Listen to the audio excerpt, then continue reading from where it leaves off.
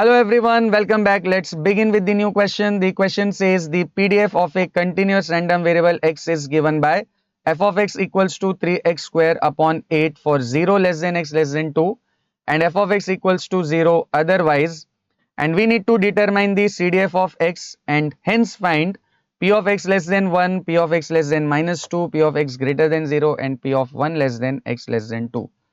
काफी कुछ पूछा हुआ है क्वेश्चन में, so let's not waste time, let's quickly begin with the solution. सबसे पहले क्वेश्चन में हमें क्या फाइंड करना है? CDF of x, that is cumulative distributive function of x. अब देखिए, क्यूमुलेटिव डिस्ट्रीब्यूटिव फंक्शन और CDF ऑफ x फाइंड करने के लिए एक सिंपल सा फॉर्मूला है. And what is that formula? The formula is this. CDF को हम किससे रिप्रेजेंट करते हैं? कैपिटल F ऑफ x से. And capital F of x is given by integration minus infinity to x f of x dx. तो यहाँ भी हमें CDF फाइंड करना है, तो लेट्स यूज दिस फॉर्मूला. तो capital F of x equal to integration minus infinity to x f of x dx. अब ये जो माइनस इंफिनिटी है, ये माइनस इंफिनिटी मतलब x की लोअर लिमिट. तो हमें जो फंक्शन दिया हुआ है उसमें x की लोअर लिमिट है 0 और अपर लिमिट है 2. हमें मतलब है लोअर लिमिट से, राइट? माइनस इंफिनिटी मतलब लोअर लिमिट, और लोअर लिमिट x की क्या है? 0. तो माइनस इंफिनिटी की जगह पर आ जाएगा 0. तो नेक्स्ट स्टेप में ये इंटीग्रेशन बन जाएगा 0 से लेके x तक, right? Integration 0 to x and f of x की जगह पर क्या आ जाएगा? 3x square upon 8. So 3x square upon 8 dx. अब ये जो 3 अपॉन 8 है ये कांस्टेंट है and we can take this constant outside the integration. तो 3/8 चला जाएगा बाहर और इंटीग्रेशन में आपके पास सिर्फ क्या बचेगा? x square dx. So integration 0 to x square dx. Now in the next step this 3/8 will remain as it is and x square का इंटीग्रेशन सभी को पता होना चाहिए. x square को इंटीग्रेट करने के लिए हम कौन सा फॉर्मूला यूज करेंगे? x raised to n का. And x raised to n का इंटीग्रल क्या होता है? x raised to n plus 1 upon n plus 1.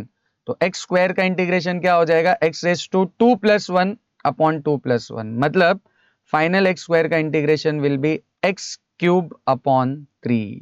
And साथ ही साथ हमें लिमिट्स भी दी हुई है, तो लोअर लिमिट है 0 एंड अपर लिमिट है x.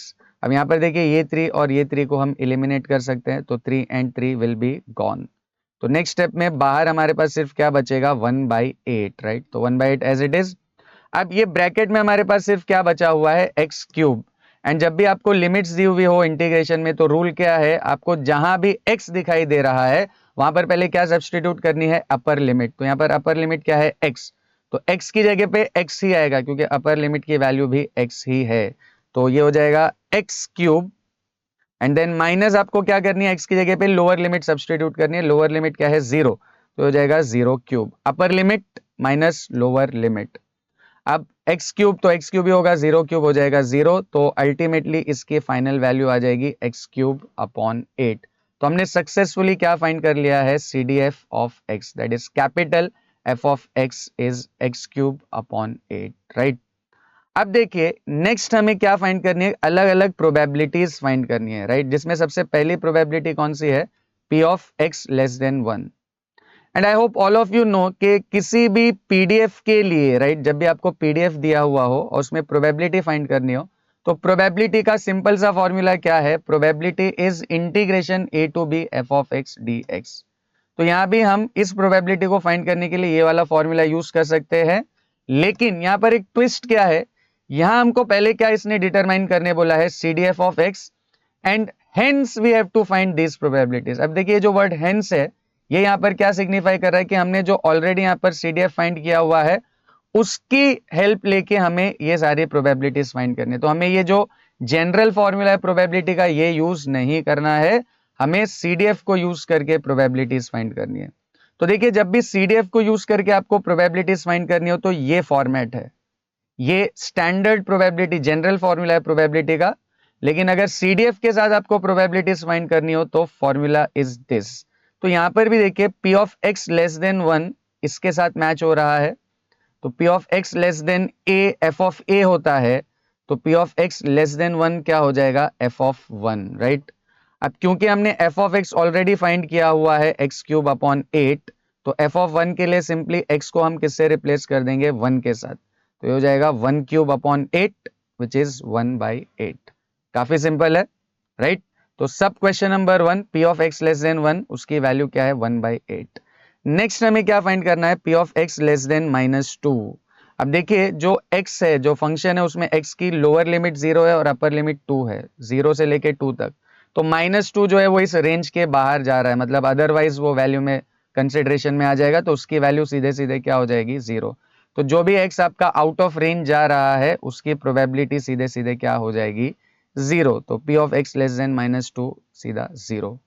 नेक्स्ट हमें क्या फाइंड करना है P of X greater than 0। अब देखिए यहां पर P of X greater than A के लिए CDF को यूज करके हम कैसे फाइंड कर सकते हैं 1 minus F of A, right, 1 minus F of A. पहले हमने लेस देन के लिए फाइंड किया था, यहां पर P of X less than A सीधा सीधा क्या होता है एफ ऑफ ए, और P of X greater than A क्या होता है 1 माइनस एफ ऑफ ए। तो यही लॉजिक अगर हम यहां पर यूज करें तो ये क्या हो जाएगा 1 minus F of 0, right, 1 minus F of 0। अब ये 1 एज इट इज आ जाएगा माइनस, अब एफ ऑफ 0 के लिए अगेन ये हमारा एफ ऑफ एक्स है स्टैंडर्ड, इसमें x की जगह पे हम क्या सब्सटीट्यूट कर देंगे 0, तो ये हो जाएगा 0 क्यूब अपॉन 8। 0 क्यूब 0 होता है, 0 अपॉन एनीथिंग इज 0, तो इसकी final value will B 1 minus 0, that is 1। And next हमें क्या फाइंड करना है P of 1 less than x less than 2, right, P of 1 less than x less than 2। अब जब भी इस फॉर्मेट में आपको प्रोबेबिलिटी फाइंड करनी हो, और एक और चीज आप यहां पर ध्यान रखिएगा, जब भी कंटिन्यूअस रैंडम वेरिएबल हो या पीडीएफ हो तो लेस देन दिया हो या लेस देन और इक्वल टू, देखिए यहां पर सिर्फ लेस देन वाला साइन है, और यहां पर अगर आप देखोगे तो लेस देन और इक्वल टू आपको दिखाई दे रहा होगा। तो कंटिन्यूअस में लेस देन या लेस देन और इक्वल टू दोनों का मतलब सेम होता है, greater greater than equal same, less less than और इक्वल टू दोनों का मीनिंग होता है सेम। तो इसके लिए हम ये वाला फॉर्मेट यूज कर सकते हैं, राइट। तो क्या फॉर्मेट है P of A less than X less than B का F of B minus F of A. तो हमारे केस में क्या हो जाएगा F of 2, right, higher value minus F of 1। जैसे यहाँ पे F of B minus F of A था, वैसे यहाँ पर F of 2 minus F of 1। अब एफ ऑफ 2 के लिए ये जो हमने एफ ऑफ एक्स फाइंड किया था स्टार्ट में एक्स क्यूब अपॉन 8, इसमें एक्स की जगह पे हम क्या सब्स्टिट्यूट कर देंगे 2, तो हो जाएगा 2 cube upon 8, and minus F of 1 के लिए एक्स की जगह पे क्या सब्स्टिट्यूट कर देंगे हम 1, तो ये हो जाएगा 1 क्यूब अपॉन 8। अब 2 क्यूब इज 8, तो ये हो जाएगा 8 अपॉन 8 माइनस 1 क्यूब इज 1, तो ये हो जाएगा 1 अपॉन 8, एंड क्योंकि डिनोमिनेटर सेम है तो 8 माइनस 1 कितना हो जाएगा 7, तो final value will be 7 upon 8। So these are the values of probabilities. तो देखिए मैं एक और बार रिपीट कर देता हूं, क्वेश्चन में हमें सबसे पहले क्या डिटरमाइन करना था CDF, that is capital F of x, वो हमने फाइंड कर लिया, सिंपल सा फॉर्मूला था ये वाला, इसको यूज करके हमने एक्स क्यूब अपॉन 8 फाइंड कर लिया। उसके बाद कुछ अलग अलग प्रोबेबिलिटीज पूछा था, तो यूजुअली हमने इससे पहले जितने भी क्वेश्चन सॉल्व किए हुए उनमें हमने प्रोबेबिलिटी के लिए कौन सा फॉर्मूला यूज किया था ये वाला, बट यहाँ पे उसने हमें क्या बोला है कि CDF को यूज करके हमें प्रोबेबिलिटीज फाइंड करनी है। तो CDF को यूज करके प्रोबेबिलिटीज फाइंड करने के लिए दीज आर दी फॉर्मूले। So I hope the difference is very clear and you have understood this. So see you in the next video.